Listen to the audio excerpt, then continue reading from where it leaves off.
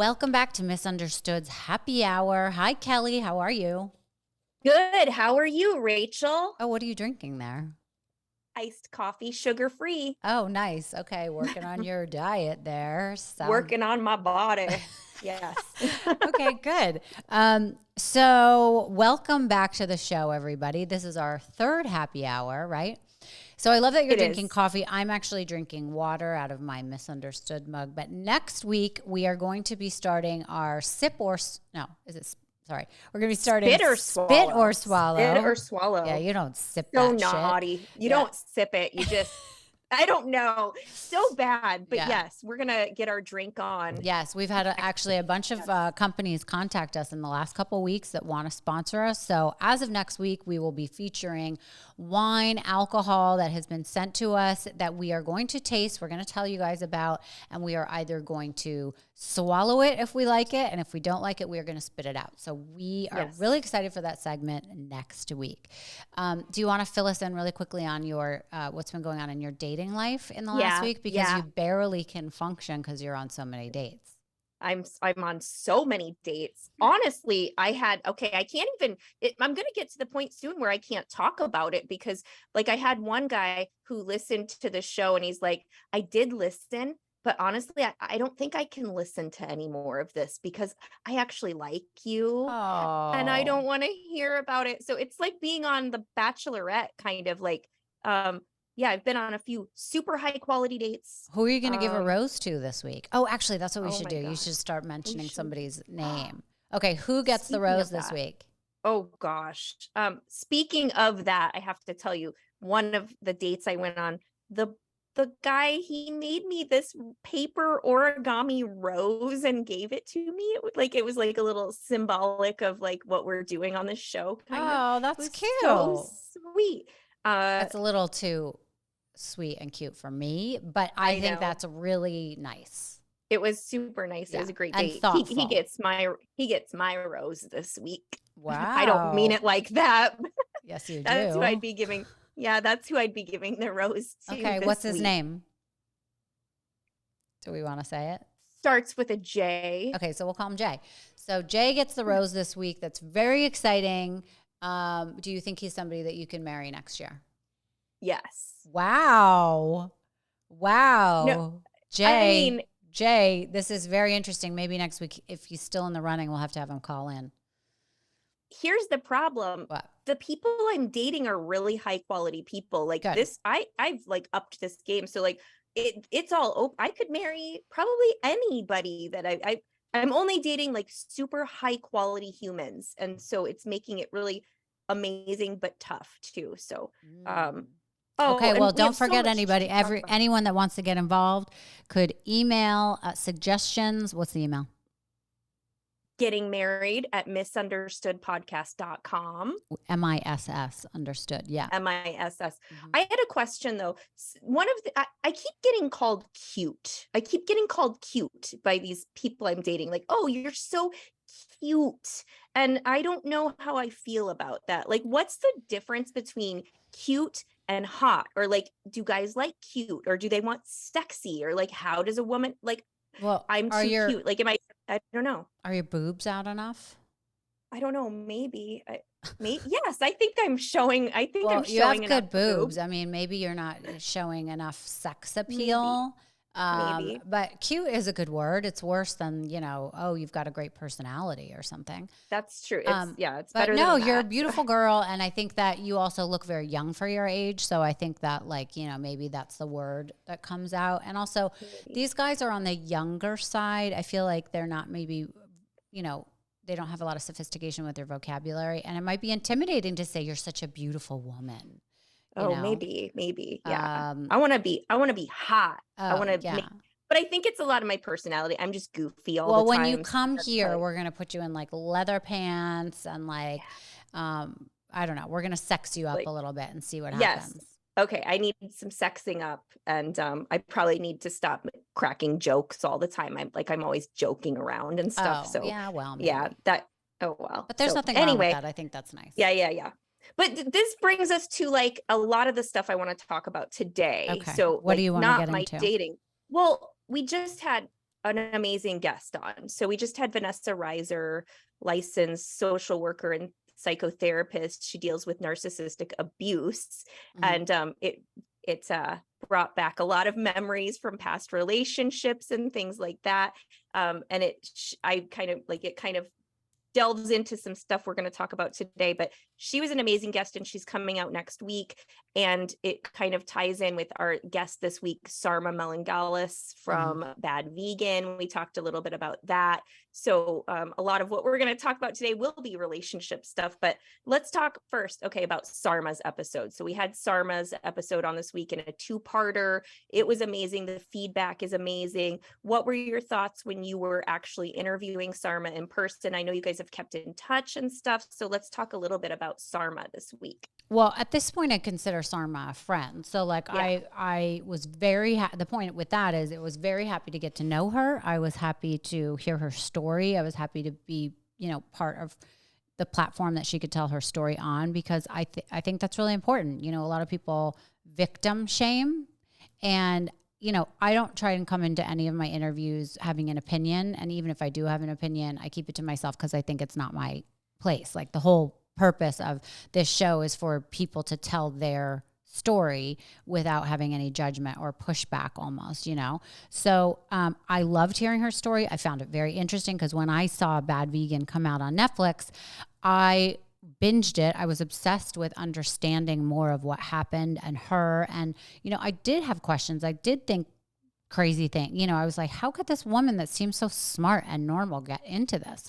So I thought it was very interesting. It was interesting to hear her perspective. It was interesting to hear about psychological abuse, which sounds a lot like things that happened in cult relationships. I've been involved in that. I went to a boarding school that was based on a cult. And so I'm very familiar with that. And obviously I've had relationships with people who share traits that she spoke about, that Vanessa spoke about today, narcissistic, abusive people that just, try to gaslight you, shame you, put you in a place where you feel like you need them to thrive and you kind of can't get out of the relationship. And, I've been in stuff like that. So I love that they brought awareness to people that may be suffering in relationships like that, but don't necessarily know it. So I think they're both very interesting women. And the interview we had with Tara Newell about her mother getting involved with Dirty John was also a similar story, that, a beautiful, smart, accomplished woman could get wrapped up with a liar and someone who takes your soul from you almost and makes you feel so bad about yourself, which is just crazy. That's not how relationships are supposed to be. You're supposed to be with somebody that is an asset to you, that makes you feel better about yourself. That's a partner. Like, I want a witness to my life. I want someone who's like my teammate, my best friend, and who also I feel physically connected to, that I want to be intimate with. That's the only thing you can share with one other person is like this intimate moment, and so if you don't have that chemistry with them, it's also very hard to keep that connection alive, is my opinion. I don't know.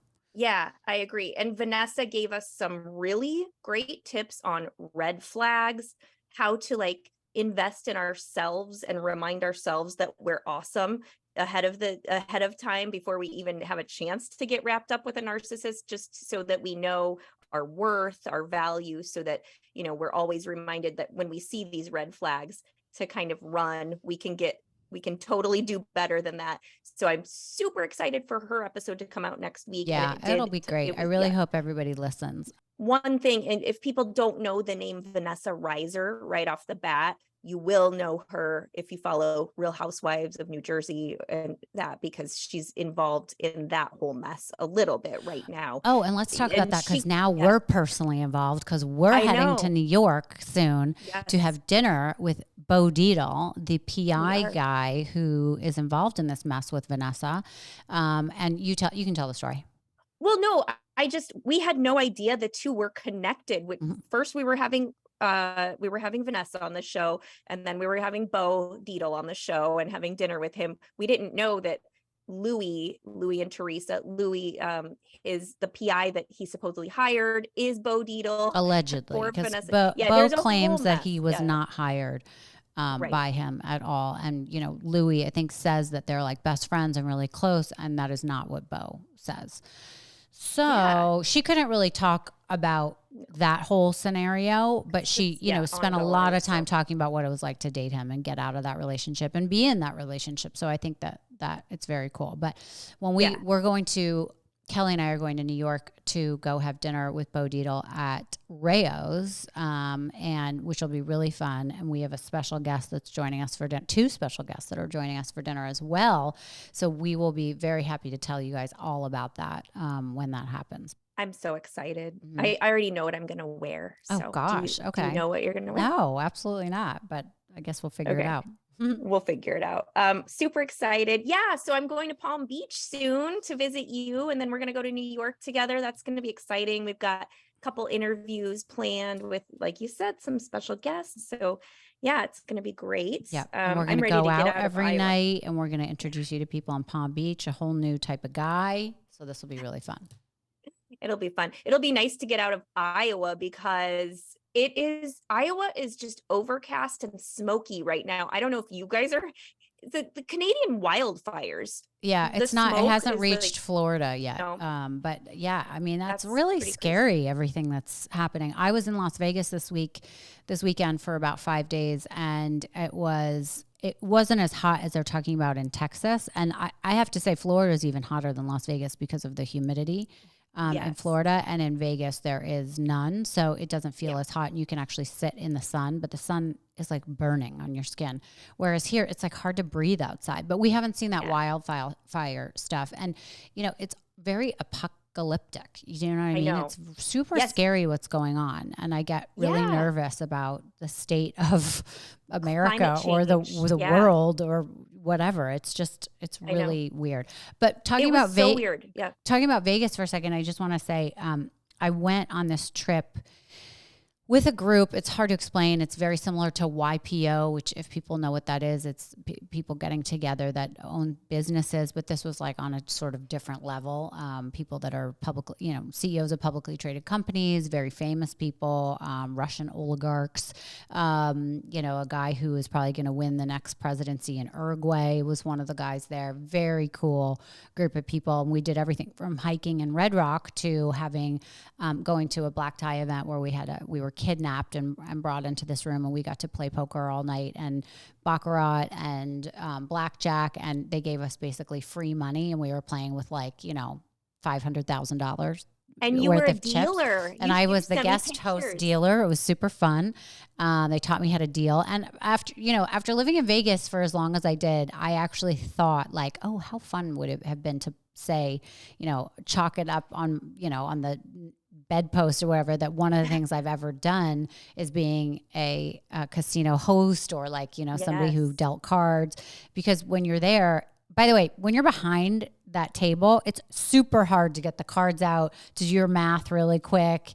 It's very intimidating. So, but I had a lot of fun. Well, you were a natural. You looked so good up there. So it was like an homage to your Vegas days. Yes. Yeah. No, it was cool. But also one of the things too, we had 2 major people come and talk to us about different things that they found to be interesting, right? So they had AI, right? Yeah, they had the guys from The Social Dilemma, the show on Netflix, which, by the way, I believe was the number 2 most watched show on Netflix ever, about what social media does and what it has done and what it's going to do to our youth, but also just to adults too, because adults get addicted to it.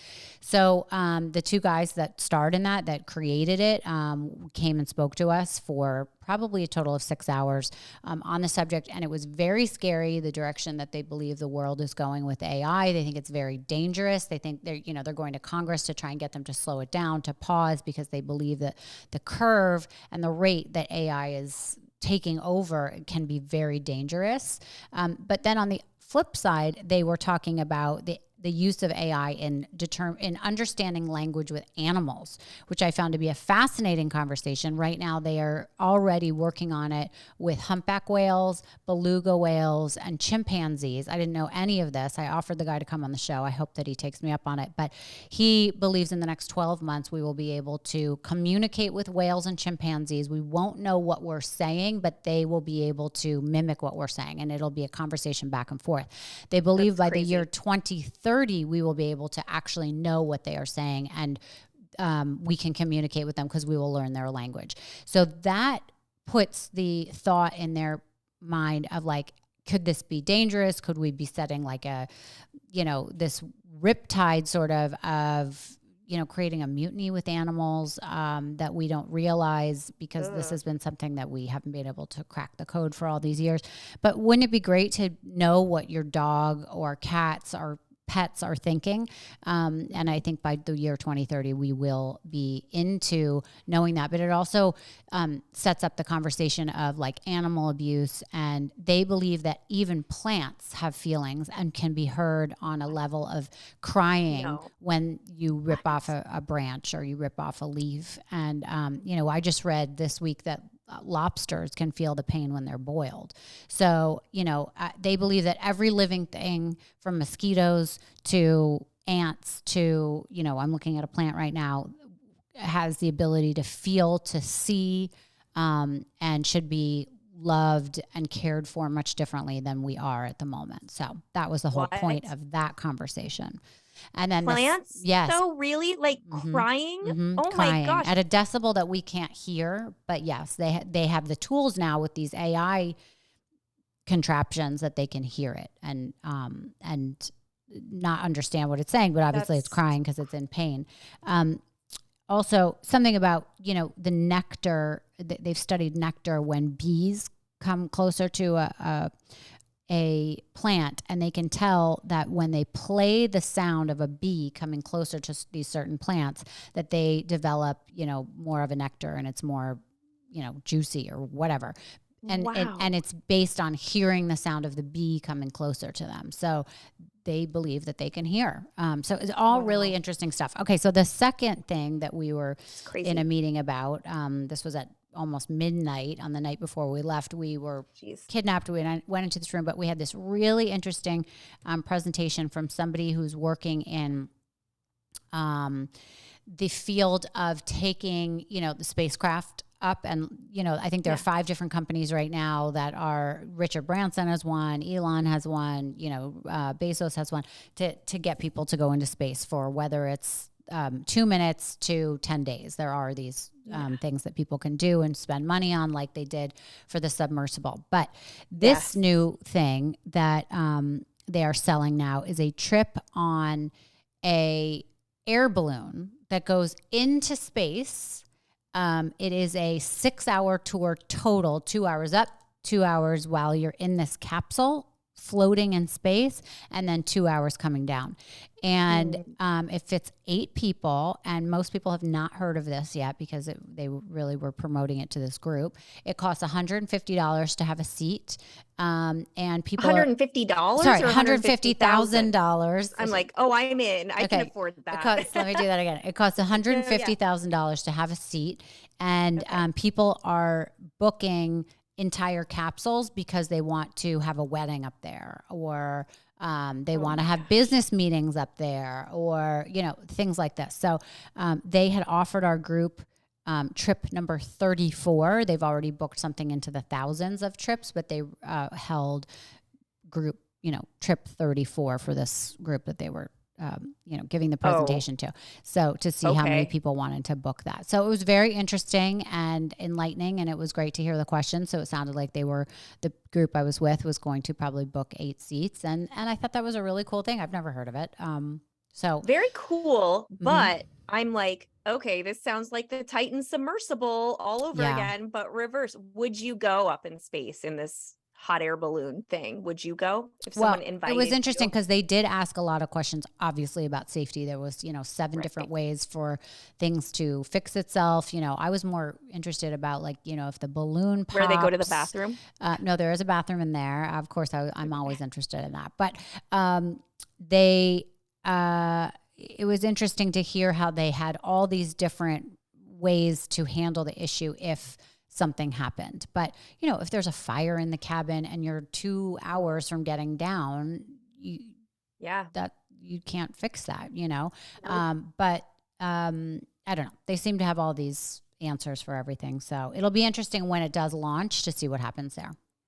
I think that'll be cool because it's something that seems more realistic for people. It's $150 thousand instead of 250, or, you know, some of the people I was with are on the waiting list. They've spent 30 million to 50 million to be part of these other trips where you go to space for 10 days. So it's a lot cheaper at this point. That's a lot cheaper. It's like a quick little, just to dip your toes into space kind of thing. Sure. Yeah. For a good price. Okay. Well, but would you go? Would you go? No, I'm too scared of stuff like that. No. Yeah, me too. No, I also don't like heights. I don't have any desire to see what that's like. So I'm not into it at all.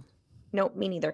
Speaking of that, though, like the Titan submersible last week, we were talking about it. There was still hope when we were talking. We know now they're gone. A lot of stuff on the internet about that. People are like, oh, good. You know, they were so dumb. They should never have done this to begin with. I actually got in some fights on the internet with people. I was like, shame on you. Like, if my kid is someday a billionaire and you're like, I mean, you can never rejoice in someone's tragic death. There was a father and a son on there. It made me so mad. I feel so sad. They just had so much passion about exploring the world. Like, good for them. They could afford it too. So I'm very sad that happened, I don't think the money, I think it's really ignorant for people to talk about how much money somebody had. I mean, listen, it was a opportunity, you know, that they could afford, and they did it. And that has nothing to do with whether or not they should die. I mean, that's crazy. What I thought was a little bit, I don't know, I found it very nerve-wracking, I guess, is that they started to bring up the debris. Yeah. And they said, I only saw this yesterday while I was traveling, but they said something about how they were able to find some bodies in the submersible. So I didn't know that. Yeah. Okay. So, I assumed that it imploded and the whole thing smushed and it was instantaneous. But, if it wasn't smushed and, the window just popped out and they drowned to death, or, I'm very curious of what ends up coming, them finding the news to really be. And I'm sure they are going to be able to figure out what happened in their last seconds by, it's like when they have an airplane crash and they get all the different parts and they're able to figure out what happened. I think it'll be very similar, and it's super scary. But the group that I was with, I talked to a lot of them about whether or not they would have gone in the submersible, and they all said yes. And it had nothing to do with money. It was more like they felt convinced that it was safe. The owner, the CEO and founder was going down as well. It just, they would have thought it was safe. Yeah, I agree. Yep. And the money is just like, it's a vessel, it affords you the opportunity to do things nobody else can do. And everybody can say, oh, they're billionaires, blah, blah, blah, whatever. Like, they've done really well. They deserve to do all these amazing things, whatever. It's good. But, very tragic. But on another note, 4th of July is coming up. So do you have any big plans? I don't really give a shit about 4th of July. I mean, I wondered. Yeah. Some people are like diehard fireworks, picnics, barbecue, all that. I wondered how you felt. I have a really beautiful backyard with a really nice barbecue or grill that I've never used. So I will probably break that out in terms of getting a bunch of food and inviting guests that I know can cook on it, because I will use them for their skills, because I don't know how to do that. And I'd like to try it out. But no, I've just moved to Florida. I have a beautiful house, and I should start throwing parties. So I'm going to have one on the 4th. But also in my neighborhood, a bunch of people are having parties on the 3rd, the 2nd, all the way, for a couple of days before. And I live in a really interesting community where I saw for New Year's Eve, my next door neighbors were lighting fireworks. So I believe they'll be lighting their own fireworks for this weekend as well. So my daughter is, she's in New York for the summer, but she is coming down this weekend to be with me and to have 4th of July with me. So that'll be fun. I hope my dogs are okay during the fireworks, but. Oh yeah. Have they ever they're city dogs? Have they ever had they've had noise and stuff, but have they experienced fireworks? My little one, I think, has the new rescue that I have. I don't know. I've never had her around loud sounds like that. So I'll be curious to see how she does with that. So are you like more of a hot dog person, hamburger person, or neither? Like a steak or a nice piece of salmon on the grill? I What would used you to eat? love salmon and steak and all that stuff. I'm so into hot dogs and hamburgers now. Like I What? love, No yeah. way. So here's my hamburger that I love. I like putting tomato, pickles, um, potato salad on the hamburger. On the hamburger. Yes, because it makes it like a little mayonnaise and I don't like mayonnaise. It And does. then Yeah. ketchup. And then cut it in Okay. in quarters so like the Yeah. bites aren't too big. And then with the meat, I have it very thin. I don't do thick ones Yeah. because it's too embarrassing when you eat it and your mouth's all open. And then the bread I like are the extra large English muffins. To me, that's like the perfect Oh, hamburger. I love that. interesting. Did you just make this up on your own? No, Like you I just bet that's how I've discovered been this? eating hamburgers since for like 25 years. I'm not kidding. I love my hamburgers like that. Yeah. Oh And my then goodness. and then hot dogs I think are great, but my favorite hot dogs are street hot dogs in Manhattan, which people are like, Yes. "Oh, those are rats." In the shape of hot dogs. They're so good. I love them. I could eat them Oh, all. I could eat them for every yeah, meal. I love hot dogs. I like kosher hot dogs, like they're beefy and they're just higher quality. But I like them well done, like almost Oh. burnt on the grill. Oh, I don't That's like how I anything like them. burnt. I don't like Cajun burnt. I like a nice boiled hot dog. Got it. Hey, I'll break out the grill when I come Oh, visit. I am a good. really good cook and I will cook for you. Oh, that'll be Yes, we fun. can do Okay, that. cool. Yeah. Looking forward to Okay, that. so not feeling super patriotic this year, I'm guessing. So do they have, okay, in Iowa, it's super redneck. We Mhm. have these trucks, these fireworks trucks, these big old trucks. You can go up and people just like buy thousands of dollars worth of fireworks. And it's a weird thing. So yeah, I know a lot of people and they do like a big fireworks display in their backyard. It's kind Ooh, of, I yeah. don't know. It Yeah. sounds But dangerous to me, but it is. whatever. I know someone's going to blow off a hand. Mhm. But okay, let's talk a little bit about current events. One thing I wanted to get to was Pete Davidson. So we hear a lot about him in the news, and this is very applicable to what we've talked about this week and then what we just talked about with Vanessa on the show. Pete Davidson just checked himself into rehab. Didn't really talk a lot about drugs or alcohol, but talked about his battles with borderline personality disorder. Mm. And I have a little bit of experience with that. I actually dated someone once with borderline personality disorder, and it was like a living hell. It was terrible. Oh, But what are the symptoms of that? so someone who talks about this a lot is Dr. Nadine Macaluso, who dated the real life or was married to the real life Wolf of Wall Yes, Street. And she's become yeah, somewhat friendly yeah, with me. Yeah, and we're yeah. trying to get her on the show. Yeah. I follow her Instagram like crazy because she talks about it so much. Oh gosh. So like, well, love bombing, but also, well, total narcissism. There's a lot of parallels with that. Just a lot of gaslighting and blame, and like you'll do everything right, but then they'll come back to you and say how bad it makes them feel that like you are like good at this and that, and like you're probably just trying to make them feel bad about themselves and stuff. That's what it was like with my relationship. It was always like I would do everything I would do that was great, they'd find a way to turn it around and use it against me and stuff like that. So I can only imagine, like, Pete Davidson has this reputation. He's dated all the most beautiful women in Hollywood, all these actresses, musicians. Like he's made the rounds with the ladies, but the relationship seem very short-lived. But I bet he's a really fun person to date until you like get really into it. It's probably not all that great. So I Well, wonder exactly, he like, strikes me as being somebody who has a lot of addiction issues, depression yes, issues, and when he gets yes, upset, it probably affects everyone around him. yeah, yeah. But That's to how it me, is. Yeah, I've never understood the whole thing with Pete Davidson. He looks a little messy to me. He doesn't look I get sophisticated. it. He lives in, oh, you do get it? He lives like in the basement at his mom's house. I find all that very immature. I like a Yeah, man in a suit who's like, true. Yeah, very like rolling around like, like he runs everything and intimidates people when he walks in the room and is very smart. And I'm yeah. sure Pete is very smart and funny and like, sensitive and sweet but he also is way too skinny for me. The tattoos I know you love. I don't necessarily mind them as much. I just think he's so scrawny and he needs He is. to Yeah, eat. he is not like the traditional good-looking guy, but it's that sense of humor and that little bit of like the bad boy side of him that's what always gets me. That's He what seems always kind of gets like me. a dick though, as a bad boy. I bet Like there are he bad probably is. Yeah, there are bad boys that are like Yeah.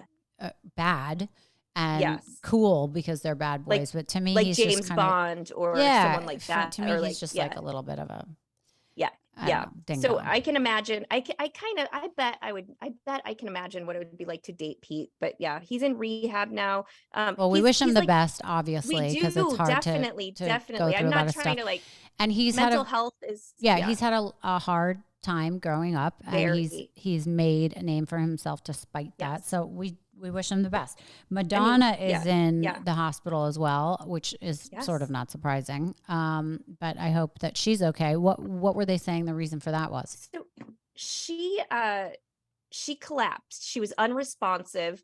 They found her, and apparently it's a very severe bacterial infection of some sort. They're being kind of vague about it, but she was in ICU. She was actually intubated, which, as we've found in like during COVID times, when you're intubated, that's really, really serious. And there's a good chance you might not make it out of that. But she did make it out. She's, they say she's out of ICU. She's recovering and she expects to make a full recovery. But Madonna, she's been kind of, okay, I don't want to be mean or anything because I love Madonna. I've always been a huge Madonna fan. She's been kind of weird the last few years. Her look, her just like live interviews she's done. I'm like, she's been a little strange, I feel like. But yeah, it's really it's odd. Like I don't follow her anymore. I used to be obsessed with her. Listen, I'm 48. I'm a girl of sort of the 80s, where when I was 12, 13, 14, the biggest musicians at the time they still have iconic music. So it was Michael Jackson, Madonna, Whitney Houston, George Michael. I feel like those were like the big, really big stars. I feel like I might be forgetting somebody, but at the time that was like the end all be all of music. And all of those people's music carries through. But Madonna now puts out music, or for a long time has put out music that's like way over the top, like really risque and raw, or whatever she calls it. And so I just have never liked her music. And then I think her lifestyle choice is a little odd. I mean, doesn't she date guys that are like 21 or something? She does that, but like I thought she was a lesbian now too. I thought something like that. I swear I heard that she's like into women now. Maybe she always was. I mean, she's always been like androgynous and everything. Yeah, she was always like very sexual. But anyways, okay, so we wish her the best as well. Yeah. And now, like the other thing that's like big this week that I'm super excited about, this is kind of a friend of yours. You know, this guy, Ryan Seacrest, he's got like 20 jobs, but he's taking on one more. He's going to be the new host of Wheel of Fortune. So that's super exciting. Yeah. I mean, this guy just does not stop with his jobs. I do know Ryan very well. And he's a great guy. Listen, when I first met him, I remember thinking this is like the modern day Larry King. Like he asks all the right questions. He's super smart. He's really personable. Everyone wants to be around him. He really is a great guy, and he has a great family. I really like him, and I do wish him the best. I wish they gave the job to Vanna White. That would have been a cool. Everybody's saying that. Oh, are they saying that? Because I think that would have been really cool for her. And he has enough money. I mean, come on. And he has enough gigs. Or like they're saying that too. It's either him or Mario Lopez, I feel like, are the two that that go back and forth. But well, there were some other contenders too. So Whoopi Goldberg was vying for this role. So was she has too much of an attitude. I know I don't think she would have been good, but so like Stephen Smith, Andy Cohen. Who's Stephen Smith? I don't know. Is it the singer? That's a different one. Yeah, well, that's the only Stephen Smith I mean, no, that's Sam Smith. Sam Smith. All right, we don't know who Stephen Smith is, so he sucks. I don't know. Sorry, Stephen. I don't know who you are, but anyway, he was a contender. But yeah, Andy Cohen might have been interesting. He would have been interesting. I think he's a little too a little too like not risque, but he's involved in some stuff like on, Watch What Happens Live and all I of think that. Anderson Cooper could have been fun. Could have been fun. I love that they chose Ryan Seacrest, and he's a lot of people are like, I wish you should give someone else a chance. You have all the jobs or whatever, but oh my God, he's amazing. He's so successful. He's just such a sweetheart, I think, and I think he's going to make a great replacement for Pat Sajak. But Vanna White, who knows though? Maybe Vanna White didn't even want the job. You know, I don't know. Exactly. So, maybe hopefully she'll still be the one turning the letters, and she won't quit her job. Yeah. So I think an icon. She needs to stick with the show. Otherwise it'll just be like too overdone kind of. Yeah. It's weird that it's going to be changing hands, but I think Ryan's going to be great. Comes with a $28 million paycheck too, which doesn't hurt. So wow. Yeah. He's going to be the highest Wish I was paid still talent dating on him. TV. I know. Did you date him? Well, I'm not going to get into it. Not get into that.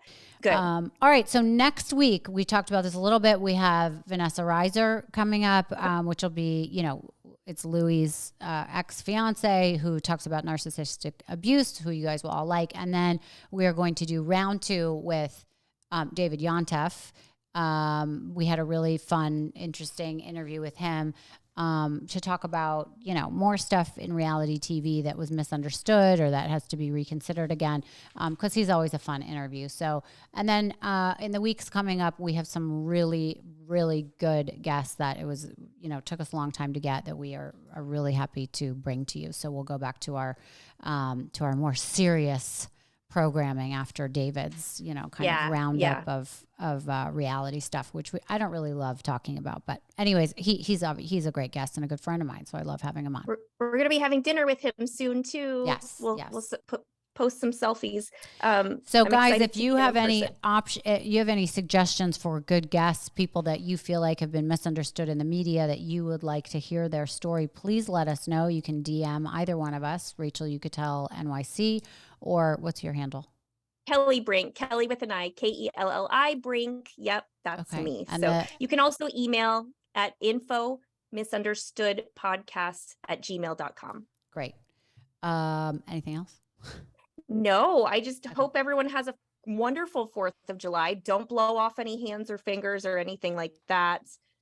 We will catch you next week. Catch us on Monday, Wednesday, and happy hour on every Friday. Yes. All right. Have a great weekend, everybody. Thank you for joining us. And also, please, if you're watching this, hit the subscribe button. Give us a little review. All these things really are very helpful. And we really need people to write a review and give us 5 stars if you like the show. If you don't, give us 1. But don't give us 1. Okay, I was just don't kidding. Give us 1.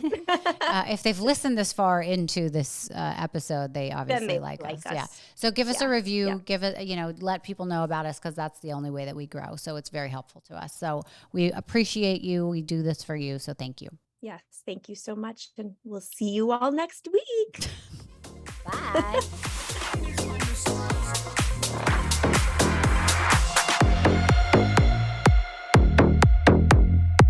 Thank you so much for listening to Misunderstood. I'm your host, Rachel Yucatel. Please be sure to subscribe to the show and give us a 5-star rating and review.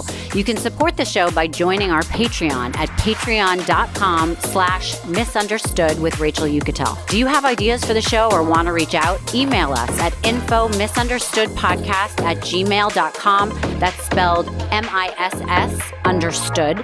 Thank you so much, and I'll see you next time.